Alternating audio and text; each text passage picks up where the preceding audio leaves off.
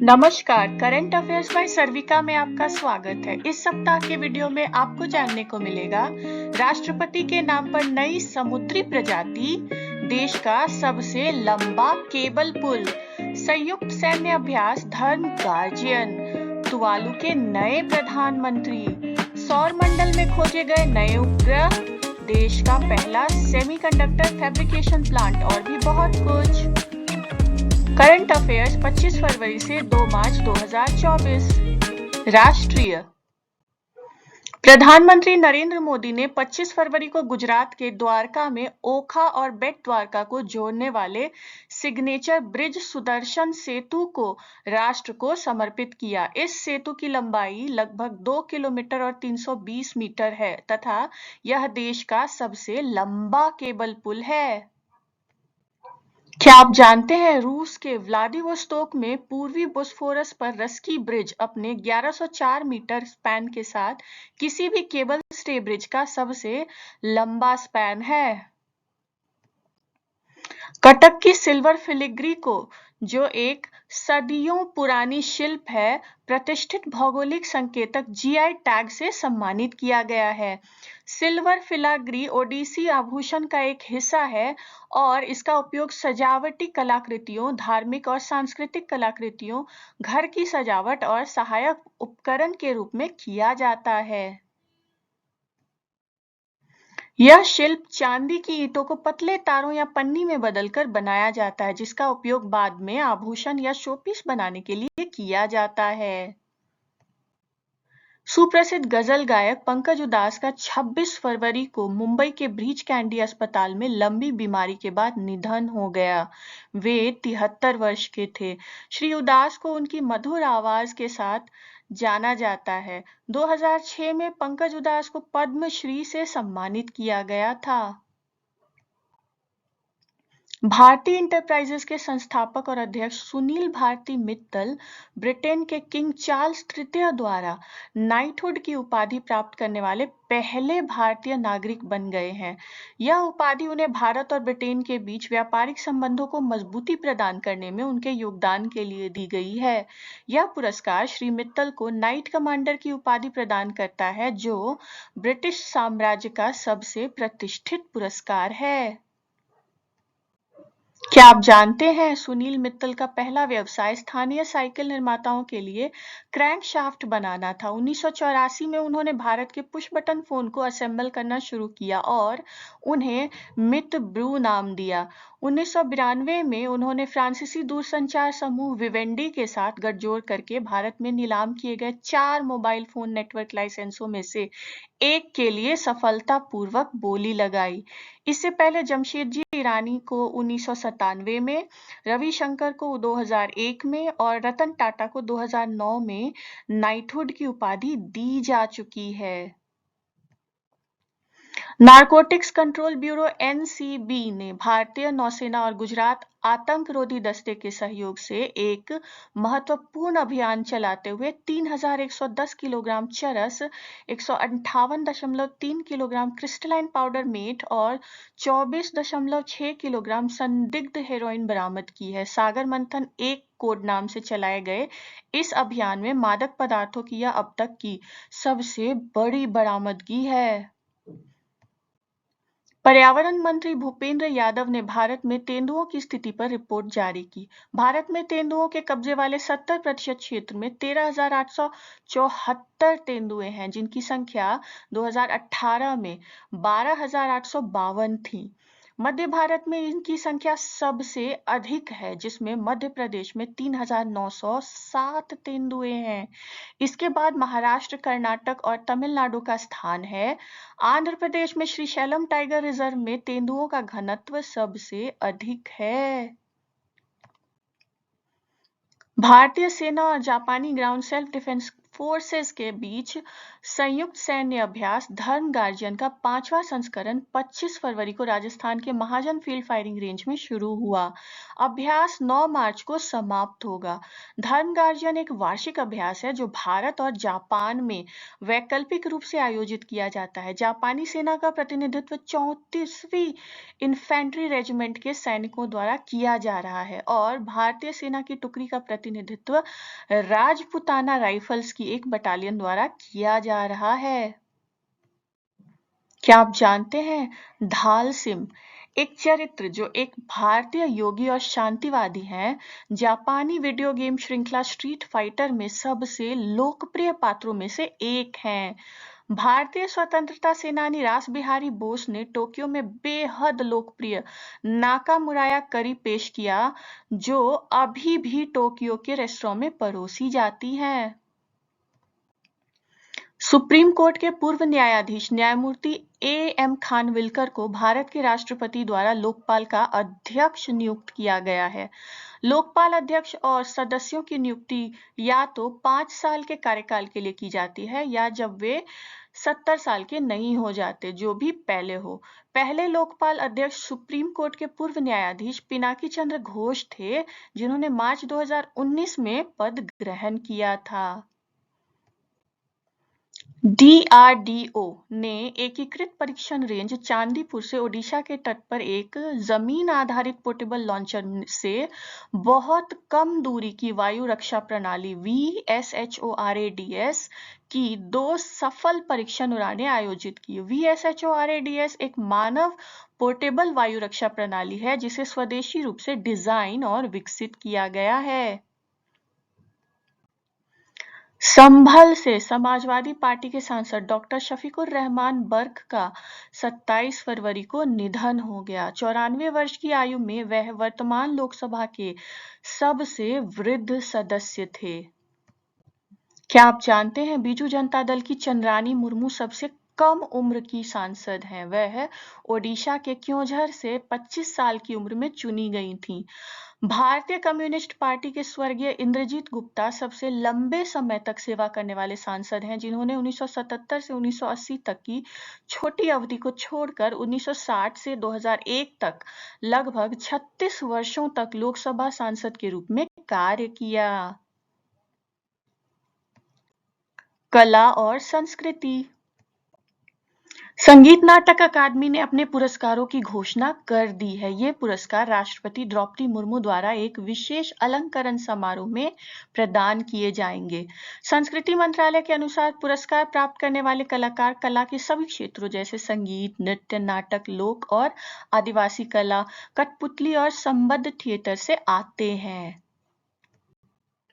अकादमी की सामान्य परिषद ने सर्वसम्मति से 6 नए अकादमी फेलो यानी अकादमी रत्नों का चयन किया है। अकादमी ने वर्ष 2022 और 2023 के लिए संगीत नाटक अकादमी पुरस्कार के लिए 90 कलाकारों का चयन किया है। संगीत नाटक अकादमी द्वारा पिछले 2 वर्षों के लिए उस्ताद बिस्मिल्लाह खान युवा पुरस्कार के लिए 80 युवा कलाकारों का भी चयन किया गया है। मिजोरम का सबसे बड़ा त्योहार चापचारकूट 1 मार्च को राज्य भर में पारंपरिक उत्साह और हर्षोल्लास के साथ मनाया गया। इस अवसर पर हजारों लोग आइजोल में असम राइफल्स ग्राउंड लमुअल में एकत्र हुए। उत्सव में गीतों और सांस्कृतिक नृत्यों के प्रदर्शन से मिजो समुदाय की पारंपरिक और सांस्कृतिक समृद्धि को दर्शाया गया। यह त्योहार हर साल मार्च महीने के पहले शुक्रवार को मनाया जाता है। वर्ष की शुरुआत में झूम खेती के सबसे कठिन कार्य जंगल साफ करने के लिए पूरा होने के बाद भगवान को धन्यवाद देने के लिए चपचारकूट मनाया जाता है। अंतरराष्ट्रीय। तुवालू के संसद सदस्यों ने आम चुनाव के बाद प्रशांत द्वीपीय राष्ट्र के पूर्व महान्यायवादी फेलेटी टियो को नया प्रधानमंत्री चुना है। क्या आप जानते हैं तुवालू की राजधानी फनाफती है और मुद्रा तुवालुअन डॉलर है। पाकिस्तान के पूर्व प्रधानमंत्री नवाज शरीफ की बेटी मरियम नवाज ने 26 फरवरी को पाकिस्तान के पश्चिमी पंजाब प्रांत की पहली महिला मुख्यमंत्री के रूप में शपथ ली। शपथ ग्रहण समारोह में मरियम ने कहा कि यह हर महिला की जीत है। फिलिस्तीन के प्रधानमंत्री मोहम्मद शतिये ने वेस्ट बैंक में बढ़ती हिंसा और गजा में युद्ध के कारण अपने इस्तीफे की घोषणा की है। फिलिस्तीन प्राधिकरण के अध्यक्ष महमूद अब्बास को अपना इस्तीफा सौंपते हुए प्रधानमंत्री शतिये ने कई कारण बताए।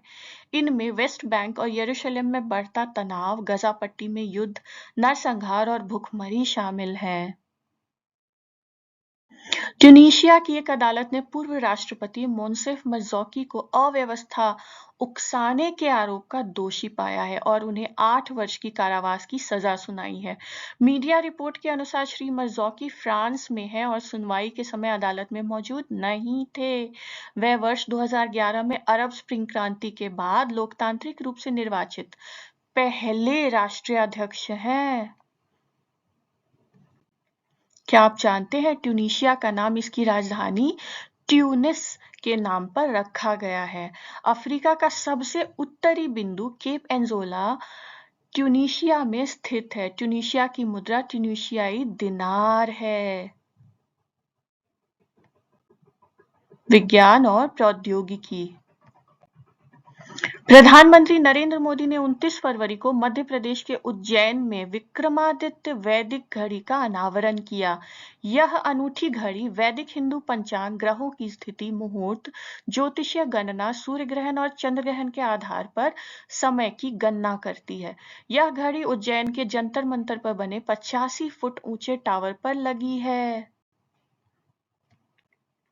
देश भर में 28 फरवरी को राष्ट्रीय विज्ञान दिवस मनाया गया। इस वर्ष के विज्ञान दिवस का विषय विकसित भारत के लिए स्वदेशी तकनीक है। इसका उद्देश्य भारत के भविष्य निर्माण में घरेलू प्रौद्योगिकियों के महत्व पर बल देना है। यह दिवस वैज्ञानिक चंद्रशेखर वेंकट रमन द्वारा फोटॉन के स्कैटरिंग की घटना की खोज के सम्मान में मनाया जाता है। बाद में उनके नाम पर इस सिद्धांत का नाम रमन प्रभाव रखा गया। डॉक्टर रमन ने इस थ्योरी की खोज 1928 में की थी, जिसके लिए उन्हें 1930 में नोबेल पुरस्कार से सम्मानित किया गया था। खगोलविदों ने यूरेनस और नेपच्यून, जो हमारे सौर मंडल के सबसे दूर के ग्रह हैं, के आसपास 3 पूर्व अज्ञात चंद्रमाओं की खोज की। 20 से अधिक वर्षों में अपनी तरह की पहली खोज में यूरेनस की परिक्रमा करने वाला एक चंद्रमा और नेपच्यून की कक्षा में पाए गए 2 चंद्रमा शामिल हैं। नया खोजा गया यूरेनियन चंद्रमा ग्रह की परिक्रमा करने वाला 28वां है और संभवतः सबसे छोटा भी है। भविष्य में छोटे उपग्रह का नाम शेक्सपियर के चरित्र के नाम पर रखा जाएगा, जो यूरेनस के चंद्रमाओं के साहित्यिक नामों की परंपरा को ध्यान में रखते हुए होगा। दोनों चंद्रमा, जो नेपच्यून के ज्ञात प्राकृतिक उपग्रह की कुल संख्या 18 तक लाते हैं, को पहली बार सितंबर 2021 में देखा गया था, लेकिन उनकी कक्षाओं की पुष्टि करने के लिए पिछले कुछ वर्षों में विभिन्न दूरबीनों के साथ अनुवर्ती टिप्पणियों की आवश्यकता थी। दोनों को अंततः नए नाम मिलेंगे, जो ग्रीक पौराणिक कथाओं से नेरिड समुद्री देवी का संदर्भ देते हैं। नेपच्यून का नाम समुद्र के रोमन देवता के नाम पर रखा गया था। क्या आप जानते हैं यूरेनस की खोज विलियम हर्शल ने 1981 में की थी और यह टेलीस्कोप की सहायता से खोजा जाने वाला पहला ग्रह था। नेपच्यून सौर मंडल का एकमात्र ग्रह है जो अप्रत्यक्ष टिप्पणियों से प्राप्त गणितीय भविष्यवाणियों से पाया गया था। इसकी खोज 1846 में जोहान गॉटफ्रिल्ड गैले ने की थी।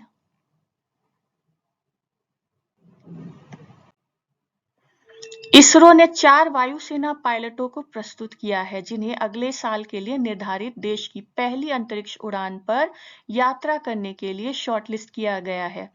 भारतीय वायुसेना से चुने गए अधिकारियों में group captain Prashant Balakrishnan Nair, group captain Ajit Krishnan, group captain Angad Pratap और विंग कमांडर शुभांशु शुक्ला शामिल हैं।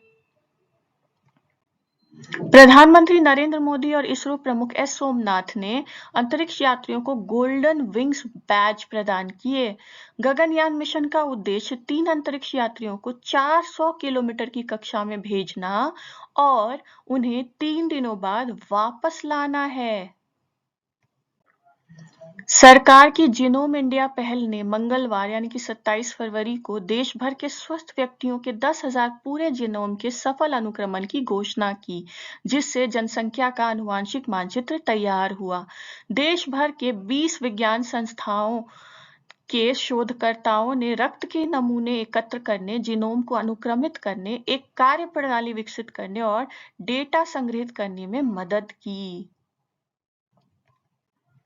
आनुवांशिक विविधता का एक नक्शा हमारे विकास के इतिहास को समझने, विभिन्न रोगों के आनुवांशिक आधार की खोज करने और भविष्य के उपचार बनाने के लिए आवश्यक है। यह मौजूदा अंतर्राष्ट्रीय डेटाबेस में उपलब्ध डेटा का उपयोग करके नहीं किया जा सकता है, क्योंकि भारतीय जीनोम अन्य आबादी से अलग होने की संभावना है। क्या आप जानते हैं एसीजीटी डीएनए अणु में पाए जाने वाले 4 प्रकार के आधारों का एक संक्षिप्त नाम है। डीएनए स्ट्रैंड के 4 nucleotide base adenine A, cytosine C, guanine G और थाइमिन टी है। डीएनए अणु में ये 4 न्यूक्लियोटाइड होते हैं जो किसी व्यक्ति के अद्वितीय आनुवंशिक कोड को बनाने के लिए एक विशिष्ट अनुक्रम में व्यवस्थित होते हैं। प्रधानमंत्री नरेंद्र मोदी ने 28 फरवरी को भारत की पहली स्वदेशी रूप से विकसित हाइड्रोजन ईंधन सेल नौका लॉन्च की। कोचिन शिपयार्ड लिमिटेड (CSL) द्वारा निर्मित जहाज को उत्तर प्रदेश के वाराणसी में सेवा के लिए तैनात किया जाएगा। हाइड्रोजन ईंधन सेल जहाज पारंपरिक बैटरी का उपयोग विद्युत ऊर्जा के प्राथमिक भंडारण घर के रूप में नहीं करते हैं। जहाज हाइड्रोजन ईंधन पर चलते हैं, जिसे सिलेंडर में संग्रहित किया जाता है। इस नाव में 5 हाइड्रोजन सिलेंडर हैं जो 40 किलोग्राम हाइड्रोजन ले जा सकते हैं और 8 घंटे के संचालन का समर्थन कर सकते हैं। पोत को 3 किलोवाट सौर पैनल के साथ भी लगाया गया है। समुद्री स्लग मोलस्क की एक नई किस्म जो मुख्य रूप से समुद्री आवासों में रहती है और हाल ही में zoological survey of India (ZSI) द्वारा ओडिशा और बंगाल के गीले और रेतीले समुद्र तटों पर खोजी गई थी, का नाम राष्ट्रपति द्रौपदी मुर्मू के नाम पर रखा गया है। मेलानोक्लामिस द्रौपदी राष्ट्रपति के नाम पर स्लग प्रजाति एक मानिक लाल धब्बे के साथ एक सिर ढाल भूरा काला स्लग है और अधिकतम लंबाई 7 मिलीमीटर तक है। निकारागुआ अफगानिस्तान, घाना, नेपाल, मॉरिशस और सूरिनाम के बाद भारतीय फार्माकोपिया को मान्यता देने वाला छठा देश बन गया है और स्पेनिश भाषी देशों में पहला देश है।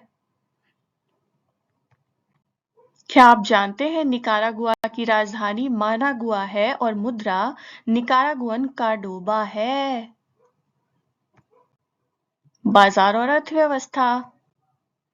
विश्व व्यापार संगठन (WTO) का 13वां मंत्री स्तरीय सम्मेलन 26 फरवरी से संयुक्त अरब अमीरात के अबू धाबी में शुरू हुआ।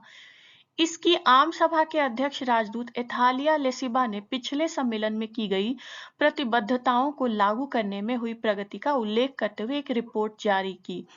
इसमें व्यापार संबंधी समीक्षाओं को सुदृढ़ करने, मत्स्य पालन के क्षेत्र में रियायत और ई-कॉमर्स के संबंध में बातचीत को आगे बढ़ाने की भी चर्चा है।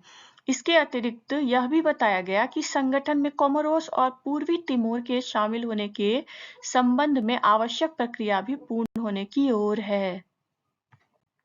क्या आप जानते हैं विश्व व्यापार संगठन का मुख्यालय जिनेवा, स्विट्जरलैंड में स्थित है और इसके महानिदेशक गोजी ओंकोजो इवेला हैं। भारत सरकार ने ताइवान स्थित power chip semiconductor manufacturing corporation (PSMC) के साथ साझेदारी में धोलेरा, गुजरात में mega semiconductor fabrication facility fab बनाने के लिए टाटा इलेक्ट्रॉनिक्स के प्रस्ताव को मंजूरी दे दी है। फैब निर्माण इस साल 51,000 करोड़ रुपए तक के कुल निवेश के साथ शुरू होगा और इस क्षेत्र में 20,000 से अधिक प्रत्यक्ष और अप्रत्यक्ष कुशल नौकरियां पैदा करेगा। खेलकूद। आयरलैंड ने अबू धाबी के टॉलरेंस ओवल में अफगानिस्तान को 6 विकेट से हराकर टेस्ट क्रिकेट में अपनी पहली जीत दर्ज की। क्या आप जानते हैं ऑस्ट्रेलिया ने अपनी पहली टेस्ट जीत दर्ज करने के लिए केवल एक मैच लिया और न्यूजीलैंड ने अपनी पहली टेस्ट जीत दर्ज करने के लिए 45 टेस्ट लिए। चंडीगढ़ विश्वविद्यालय ने गुवाहाटी में खेलो इंडिया यूनिवर्सिटी गेम्स में पहली बार ओवरऑल चैंपियन बनकर प्रतियोगिता में शानदार प्रदर्शन किया। उन्होंने कुल 71 पदक जीते, जिनमें 32 स्वर्ण, 18 रजत और 21 कांस्य शामिल थे। नामीबिया के जॉन निकोल लॉफ्टी-ईटन ने नेपाल के खिलाफ 33 गेंदों में शतक के साथ टी20 अंतर्राष्ट्रीय क्रिकेट में सबसे तेज शतक का रिकॉर्ड तोड़ दिया। इस 22 वर्षीय बल्लेबाज ने नेपाल के कीर्तिपुर में 36 गेंद में 101 रन पर आउट होने से पहले 11 चौके और 8 छक्के लगाए। इस मैच में खेल रहे नेपाल के कुशल मल्ला ने सितंबर में मंगोलिया के खिलाफ 34 गेंद में शतक जड़ने का पिछला रिकॉर्ड अपने नाम किया था। क्या आप जानते हैं वेस्टइंडीज के क्रिस गेल ने 2013 में इंडियन प्रीमियर लीग में पुणे वॉरियर्स के खिलाफ रॉयल चैलेंजर्स बेंगलोर के लिए 30 गेंदों पर सभी टी20 क्रिकेट में सबसे तेज शतक का रिकॉर्ड बनाया। मुंबई के ऑलराउंडर तनुष कोटियन और तुषार देशपांडे ने बड़ौदा के खिलाफ रणजी ट्रॉफी क्वार्टर फाइनल के दौरान शतक बनाकर इतिहास रच दिया। क्रिकेट के प्रथम श्रेणी इतिहास में यह केवल दूसरी बार है जब नंबर 10 और नंबर 11 के बल्लेबाज ने एक ही पारी में शतक बनाए हैं। क्या आप जानते हैं भारत के 1946 के इंग्लैंड दौरे पर चंदू सरवटे और श्रुति बनर्जी प्रथम श्रेणी क्रिकेट में शतक बनाने वाले पहले नंबर 10 और नंबर 11 बल्लेबाज थे। उन्होंने काउंटी टीम सरे के खिलाफ शतक बनाए थे। वीडियो को अंत तक देखने के लिए धन्यवाद। यदि वीडियो पसंद आया हो तो लाइक करें और अपने परिचितों के साथ शेयर करें और अगर अब तक सब्सक्राइब नहीं किया है तो कृपया सब्सक्राइब करें और देखते रहें करंट अफेयर्स बाय सर्विका।